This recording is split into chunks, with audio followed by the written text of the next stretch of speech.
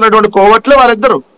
ఎందుకంటే కింద ఉన్న కార్యకర్తలు ఏమంటారు, మనం పోరాడదామన్నా పోయేదేముంది, మనం భగత్ సింగ్ లేదంటే చెగువేరా వీళ్ళందరినీ మనం లక్ష్యంగా చేసుకుని వెళ్దామని వీళ్ళు సూక్తులు చెప్పారు కదా. ఆ సూక్తుల్ని కింద కొంతమంది పాప మా పిచ్చి అభిమానులు ఆ సూక్తుల్ని పాటిస్తా, అన్న మనం పోరాడదాం, మనం ప్రశ్నిద్దాం, మనకు అధికారం ముఖ్యం కాదని వాళ్ళంటే, అదే మిమ్మల్ని నమ్ముకొని పోతే నేను వీరమరణం పొందుతా, చంద్రబాబు నాయుడు నమ్ముకొని పోతే కనీసం అసెంబ్లీకి ఏమైనా వెళ్తానేమో ట్రై చేస్తా అని చెప్పి వాళ్ళని మోసం చేస్తున్నటువంటి పెద్ద కోవట్లు వాళ్ళిద్దరే ఉంది జనసేనలో.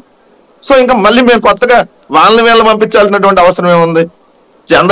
జనసేన అనే పార్టీ 2019 తర్వాత జేడి లక్ష్మీనారాయణ గారు బయటకు వచ్చి ఏం మాట్లాడారు, రాజు రవితేజ్ గారు బయటకు వచ్చి ఏం మాట్లాడారు, మాదాస్ గంగాధరం గారు బయటకు వచ్చి ఏం మాట్లాడారు, ఆయన తోట చంద్రశేఖర్ గారు బయటకు వచ్చి ఏం మాట్లాడారు, జనసేనలో కంటెస్ట్ చేసినటువంటి అనేక మంది బయటకు వచ్చి ఏం మాట్లాడారు. ఈయన తెలుగుదేశం పార్టీకి సంబంధించినటువంటి తెలుగుదేశం పార్టీ డైరెక్షన్ లో వెళ్తా ఉన్నాడు పవన్ కళ్యాణ్. మేము చెప్పింది ఎక్కడా కూడా వింటలేదు, పార్టీని బలోపేతం చేద్దామంటే ఆయన అసలు ఒంటెద్దు పోకట్లో వెళ్తున్నాడు, ఎవరికి కనీసం కలవడు అని చెప్పి కనీసం ఒక్క ఎస్సీ ఎమ్మెల్యే సార్ వాళ్ళ దగ్గర గెలిచింది. ఆ ఎస్సీ ఎమ్మెల్యేని కూడా డయాస్ షేరింగ్ ఇవ్వకపోతే రాపాక్ గారు కూడా బయటకు వచ్చినటువంటి పరిస్థితి. ఇంకా కోవట్లు మళ్ళీ మేము ప్రత్యేకంగా అక్కడ పెట్టాల్సినటువంటి అవసరం ఏముంది? సో జనసేన తెలుగుదేశం ఈ రెండులో పొత్తులోకి వెళ్ళటం మాత్రం ఫిక్స్ సార్. అది మీరు 15 ఇవ్వండి 10 ఇవ్వండి, అసలు సీట్లు ఇవ్వచ్చినా ఇవ్వకపోయినా వాళ్ళిద్దరూ